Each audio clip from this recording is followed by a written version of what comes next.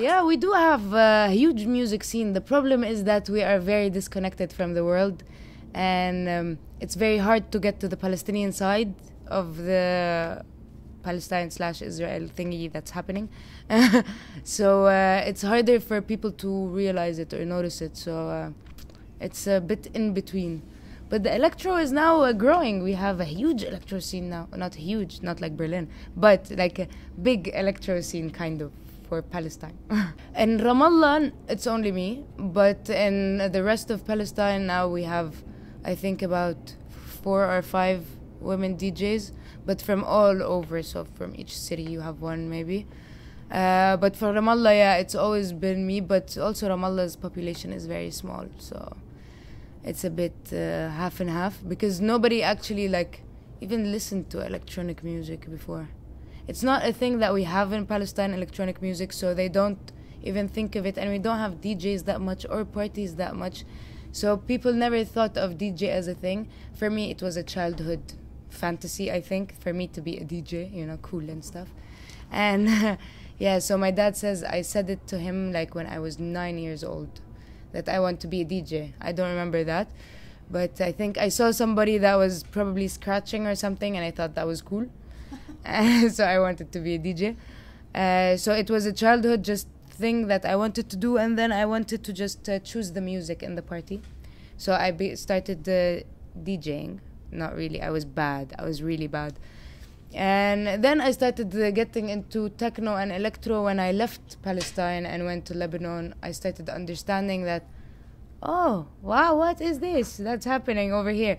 And that's when I understood techno, and I started listening hardcore to techno and learning it and trying to play it. And yeah, that's, I guess, it. That's how it started in Ramallah. Kind of, yeah. They didn't understand my dad, I think. They always come up to me and they're like, "You're Palestinian?" "Yeah." "Does your dad know what you're doing?" And I'm like, "Yeah." He's like, "And he's okay?" I think so. I don't think he was that okay, but he was tolerating it. He never likes to say no. And he doesn't want to tell me, "No, don't do it," because it's a man's job, because that for him is not true. But he didn't want me to have hassles in my life, for people to come and ask me all these weird questions. And they never did. But because I always did weird stuff in Ramallah. Like, I always did the boys stuff. Play football, play basketball, and chill in the coffee shop, and go play Counter-Strike in the internet cafes. So I was always doing weird stuff that guys are supposed to do. And I dress up like a tomboy. So sometimes people don't even know that I'm a girl, so that's fine. I think that's the time it's fine. Behind it is actually this friend of mine from Lebanon, Dana Abu Ayyash. It's unbelievable. We used to always go out, and we love whiskey. We were 18 and we loved whiskey, you know? And so there was Johnny Walker, always like... And I used to have this thing. I'm so into Johnny Walker, and I'm against Jack Daniels. It's like they're two teams playing against each other, and they have nothing to do with each other. They're completely different. But till today, I cannot drink Jack Daniels. I love Johnny Walker. And my name is Sama, which means sky. So people just be like, "You're such a Skywalker, man. Johnny should just adopt you, and you will have the perfect name." So it just started growing, Skywalker, Skywalker, Skywalker, that people started calling me Skywalker there. So it just stuck to me, yeah. Okay, so Berlin Techno, I got into it and influenced by it by watching DJs that play Berlin Techno in Lebanon and in the Middle East or wherever I went. So I used to think that techno was one thing. It didn't have Berlin Techno or Detroit Techno or that different things. And then after going to a lot of parties, I started realizing that I don't like this DJ's music. Why does he get this music? Like, he can get that track. You know, and then I realized, that's even a different, completely different thing. And then I realized that the DJs I like and follow are all Berlin Techno DJs, and they play that sound. So apparently I like that sound. And then I went to Berlin a year ago, and I just couldn't stop partying. Like, till now, I've been to Berlin 3 times. I've been to all the clubs, all of them. In one night, I would go to 3, just to see the vibe of it and how it is, and the people and their actions, and the people, how they play.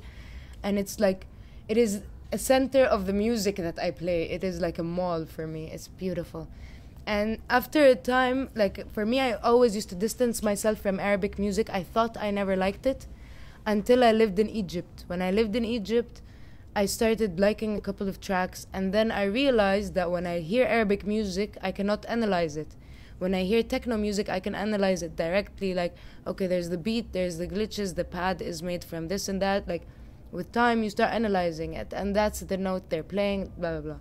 In Arabic music, it's a mystery for me. So I started studying it and asking people around, and I was 23 when I asked about Arabic music, weirdly. And after a year about in Cairo, so 3 years ago, I decided that I'm gonna start connecting it by the theory of it. So having the weird scales and the continuity of Arabic. Western music is mostly layers of, if it's an orchestra, it's the layers of orchestra and how they talk to each other. If it's electronic music, it's the layers of sound and how much sounds they can put in one layer. In Arabic, they would play one track with one instrument and that's it. But it's the way that the melody never repeats. The melody is constantly changing scales. They would be playing in this note and then they would switch to another note and another scale in just one hit. So they create this continuity. It doesn't keep it boring. So these two, like if you take one layer from an orchestral track, it's going to be boring because you're going to hear the same thing kind of in different variations. In Arabic, you can hear one track. But when you put layers in Arabic, it doesn't really work because each instrument is a major instrument, so you cannot constantly give melodies to each track. It's just going to be too full and too crowded. So I was planning to kind of mix in between that, where the melody, my synth is going to be constantly changing and hopefully playing quarter notes if I manage to learn that properly. And with the layers, because I love the idea of layers and glitches and back sound and the sounds in the background and the sounds in the foreground, and that game, it's one of my favorites. Well, first of all, it's nice to be outside of the Arab world. The idea of you not knowing anybody, that's amazing, you know. And being in a new place and new surroundings, it will open new ideas. Plus, it's very central. So, for example, there's a Syrian friend of mine that lives in Berlin. He's an amazing percussionist. And I've been wanting to record something, do something with him for a very long time now. And we never get the time to do it because I'm usually here for 2-3 days and leaving. So I will have the chance to get him to Paris, or even me go to Berlin for a week and chill and record. There's a programmer I'm working with also for a percussion instrument. He's in Paris. And I have also a person in the UK working with for the synth thing, for making a synthesizer play quarter notes. So because synthesizers don't play quarter notes, so we're trying to find a way to do that.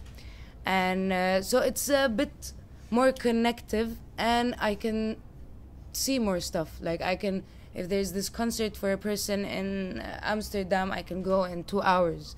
And from my side, you know, there's a visa and then a plane ticket. And so it's harder when you're based in the Arab world. Plus, for me as an artist to play in Europe, it is harder for the person inviting me. Like, I understand why festivals would a little bit be, should I get her or not? Because there's a lot of expenses to it, and there's a big chance I wouldn't get the visa. So it's a huge risk that is not worth to take, because like if I was him, I wouldn't take that risk either. And plus that I play Berlin Techno. He doesn't need me to come and play Berlin Techno. He has Berlin here. So, and I think it is one of the ways I would be able to get into Berlin, to play in Berlin. Because it is one of the places I think I should play, and because that's where I will learn a lot. So it's exposure plus accessibility to help and to professionals, and plus like Camelia Jubran, and who is actually like supporting me for this residency. Like she's the reason why, she's the thanks to why I'm getting this residency, and she's supporting me and working with me on the project and helping me find the right way to start concentrating on my music, because back home I don't work on music. It's the last thing I do. I'm a sound designer for film. Like I do, I'm an audio engineer, so I do sound design for film. I also manage a music publishing company that deals with Arab indie artists. So we're starting the copyrights movement. Hopefully it works. It's gonna be a 10-year fight, I think, but it's a good cause. So we're working on the publishing side of indie artists and sound design. That's the main thing, yeah. Because even DJing and parties and techno, the three of them, they're not that famous in Egypt as well. So I hope it's a way for them to see that it's fine to break the rules and nothing really will happen. Like, somebody's gonna bother you, fine, so what? Like, and a girl like asked me that in the airport. She works in the airport for the check-in, and she was like, "You're a DJ and you're traveling to DJ? No way, I wanna be you." And I was like, "You could be like whatever you wanna be." And she was like, "But my dad, he wouldn't accept." I was like, "Just put him under the situation. Just go and DJ and be like, oh, by the way, I DJ'd." I do that with my tattoos. That's what I do. I do a tattoo and then I go to my parents and I'm like, "I did a tattoo." And my dad, the first time, he was like, "You're gonna remove it?" My mom was like, that's more painful. No, and it's expensive. Hell no. So let her keep it. She's the one ruining her body. And so you just do it and then deal with whatever comes after. Because what's the worst thing that could happen? So I graduated high school and then I went to study in Beirut. I didn't study. I failed in Beirut, but that's where I discovered techno, so that's good. But I failed in Beirut. Like, I was kicked out of university. And so then I went to Jordan, and my dad convinced me to study audio engineering and music production, and I thought I didn't like music. And yeah, I didn't know that I really liked DJing, but my dad was like, "You've been DJing forever and you drove me crazy about DJing. Study it if you want. If you don't know what to study, study it. Maybe you like it." And I was like, "Okay, I'll try." I went, I studied it, I loved it. And so I did my first year in Jordan, in SAE Jordan, and I went and finished my university in London, SAE London. I graduated from there. And then I couldn't stay in London because my visa was finishing. And I needed to work. And Egypt is the biggest industry in the Arab world. I have a choice between 3 countries to live in. Egypt was the one with work. So I went to Egypt and started working there for the past 4 years. And now for the residency, I'm moving to Paris and hopefully never going back to Egypt. I constantly go back, and I think that's the place I'm gonna live, like settle in eventually, because it is my favorite place in the world. I think after all these countries, I'm still not comfortable enough to live anywhere other than there. But I think I still need to, because I always say I'm like kind of collecting information and moving it there. So I think I still need a little bit more, and then to just go settle there. I'm actually now moving my company from Egypt to Palestine. I'm registering it soon there for it to be only there.